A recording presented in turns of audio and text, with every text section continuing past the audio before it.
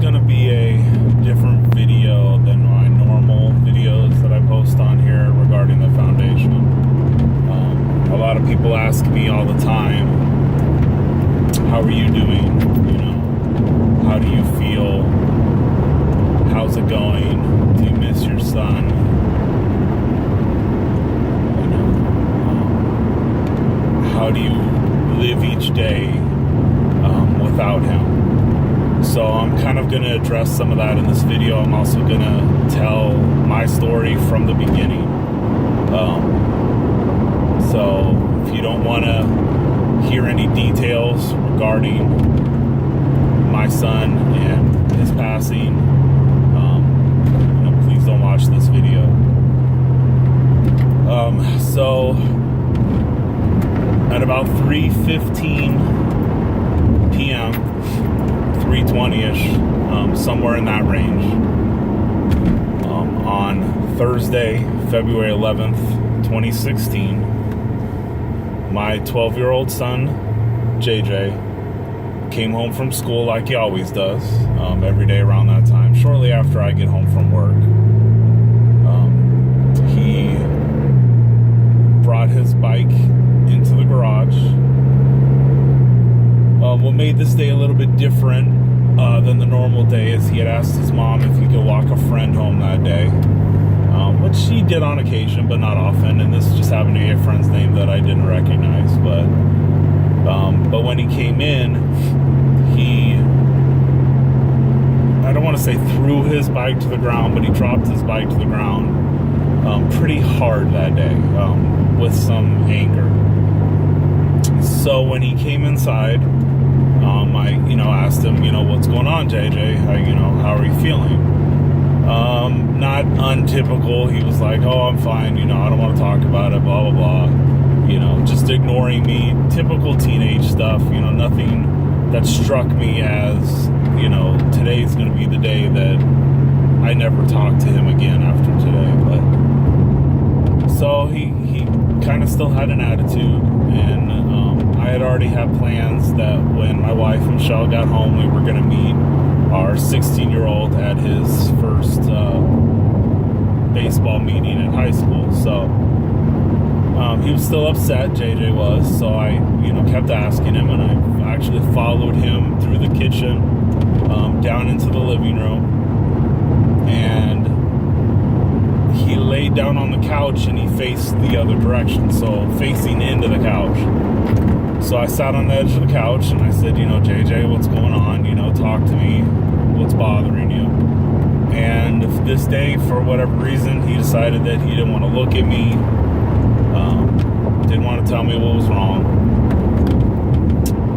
So I kind of patted him on the back, shoulder, his right shoulder, right arm area, and I told him, I said, JJ, I'm here for you if you want to talk, where I'll be. So I then went upstairs. I finished getting ready to go to the meeting. I packed up my other son, Jackson, packed his stuff up, so that way when Michelle got home, we could leave right away and head to the meeting. So when she got home, I left the room, our bedroom, walked down the hallway, past JJ's room. He wasn't in there. And at the time, I could only assume that he was in the bathroom. The bathroom door was closed, but I never saw him when I walked out the door, walked downstairs to get my wife. Fortunately for my wife as well, she never saw him when she got home. So her last contact with him was the night before. But again, at the time, nothing completely abnormal. He was upset about something, didn't want to talk about it. Wasn't yelling, wasn't screaming, wasn't throwing stuff, wasn't hitting things, nothing of that. That would have just been completely out of proportion. But was a little concerned, because he was upset, clearly upset about something. One of the things that I regret the most about that night, and I beat myself up about it, is why I didn't tell him to get his stuff together and come with us to the baseball meeting. I don't know why. Obviously now I regret it. So we went to the baseball meeting. The meeting itself was 15 minutes long. Honestly, in retrospect, a complete waste of time. But we picked up James's baseball stuff for the year, his shirts and whatnot that he was going to need for practicing and stuff. And after the meeting, everybody was a little bit hungry. We hadn't eaten dinner. It was now 6-ish, going on 6:30. Oh, excuse me. So we left the meeting, and when we left the meeting, I was kind of like, oh, maybe we should go home. JJ was a little upset. So ultimately, again, because it wasn't completely abnormal for him to be, a little upset or irritated, we went to Wingstop to get some food. So while we're sitting at Wingstop, James kind of motions me, and I'm like, what's going on, James? And he's like, I just got this text from one of JJ's friends, and they're asking me if I'm with JJ. And I'm like, why are they asking you if you're with JJ? So I told him, find out why they're asking that. So a few minutes goes by, and he gets another message, and the message states something to the effect of, he says he's going to kill himself. So obviously at this time, still not thinking that our son would ever do something like that. Kids talk, obviously our mistake, but kids talk. We didn't rush out the door.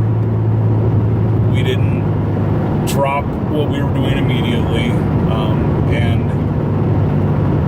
But as time kind of proceeded, there was a little more urgency involved.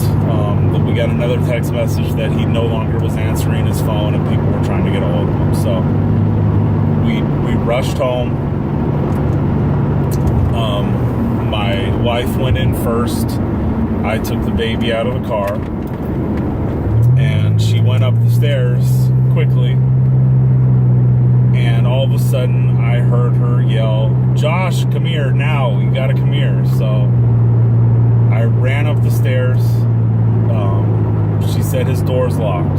So turn the handle, nothing happening. Obviously he had locked the door from the inside.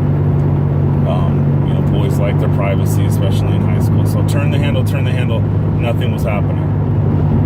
So I looked up, and I saw something hanging from the outside of the door onto the other side. We began to panic. So I turned my body facing the wall. I've watched enough police shows to know that this is the quickest way to break down a door. And for the first time in my life, I was going to have to do that. And I kicked the door with everything that I had.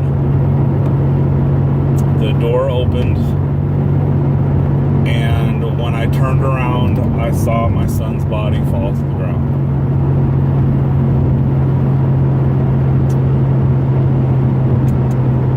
Very quickly, we had figured out that he had hung himself using something other than a rope or a belt. Where he got the idea to do this, I couldn't tell you. I'm not going to mention what it is, but not the most common method. And my wife obviously began screaming, oh my God, he's not breathing. So we removed the item from his neck, kind of straightened him out a little bit and laid him on the floor. He was not breathing. His eyes were glossy. You could clearly tell that, I could clearly tell that he was not with us anymore, that he had died.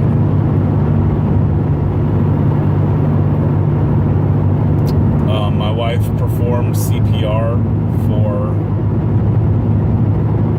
I don't know, it seemed like forever, but it was probably 10 minutes at the most. I yelled at my mom, who was downstairs with our younger three, to call 911, that JJ had killed himself, that he was no longer breathing. phone, called 911, came upstairs, holding my baby, or our baby. He was screaming, obviously, because we were screaming and crying. And they started yelling at me as I'm watching my wife perform CPR on my 12-year-old son, which I can't imagine was easy for her, to go outside and wait for the ambulance. So I went outside, I waited for the ambulance. The ambulance came, and pretty much almost immediately after the ambulance came, the police came. And as I'm standing outside crying, screaming, yelling, they asked me questions about what happened. Understandably, they got to figure this stuff out. Fine, whatever. So finally, the paramedics were able to get his heart beating again. They rushed him to Kaiser South. We were at Kaiser South for a while. They don't have a pediatric intensive care unit, so they had to transfer him to Kaiser Roseville. At that time, they were not really giving us answers, besides what we had already known, that he wasn't awake or breathing on his own, that they got his heart beating, but he was breathing off the blood machine. So we went to Kaiser Roseville. We were there for 3 days. It took them 2 days to perform the necessary brain function test to declare him legally dead. He had no brain function, even though his heart was beating. Basically, if they had removed the machines and stopped giving him medication, that his body would go. So we decided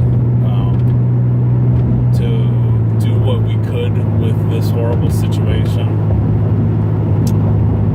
We donated his organs with the help of Sierra Donor Services. If you're not an organ donor, please, I suggest you be an organ donor. Even though my son is no longer here, we found out, save 2 people, one with his liver and one with his kidneys.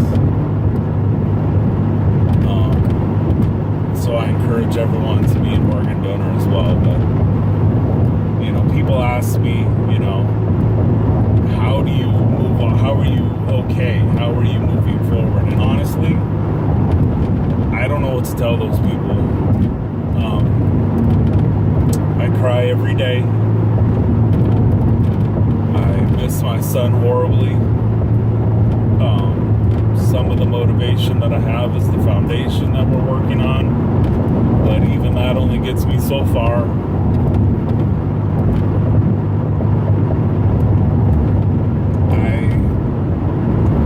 I don't know what to do to be okay.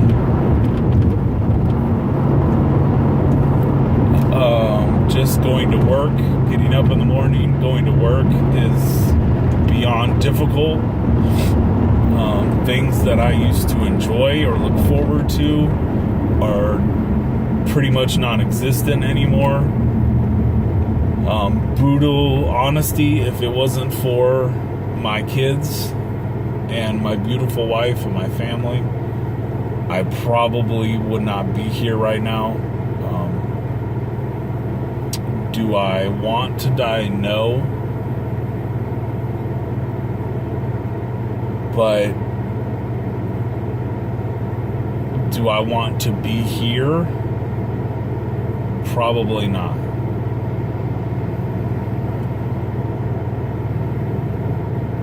I'm sad for my kids. I'm sad for my wife. Looking back, I feel like there was so much more that I could have done. A couple weeks before JJ took his life, me and him had some pretty rough arguments. And, looking back, I wonder if he thought I didn't love him anymore.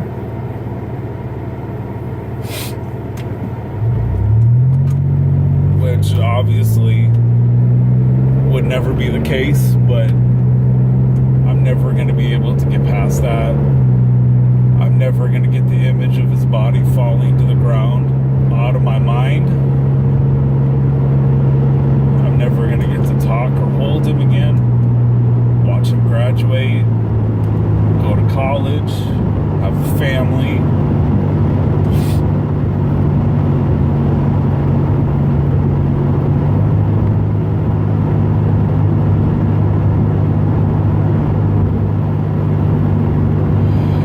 So much, and I honestly don't know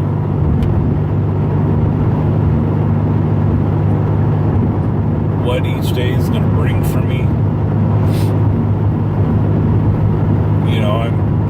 I'm putting forth a lot of effort into this foundation, hoping that we can reach other people. But in a lot of ways, I feel like it's not going anywhere. People don't want to talk about suicide because they think it'll never happen to them. All I can tell those people is I was in your shoes. I never thought it would happen to me. I never thought it would be my son, 12 years old, that would think that life was not going to get any better from there.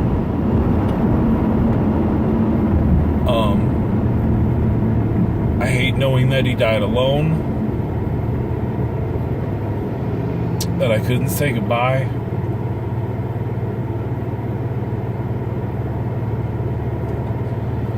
So if you're watching this video, all I can say is, if you have kids, hold them close. Talk to them every day. Never leave each other without saying you love them. And if you think in any way that your child is exhibiting any of the signs of being suicidal or depressed, get them help. Make sure that they know how to help a friend and who to reach out to.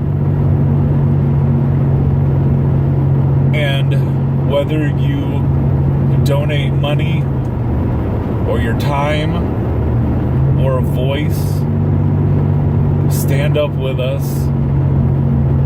Let's make the changes that need to be made, and let's save our children from thinking that today or tomorrow or a week from now or a year from now that their lives will never be better, that there's no help out there. Make sure that they know that you love them, that you're here for them, that you don't judge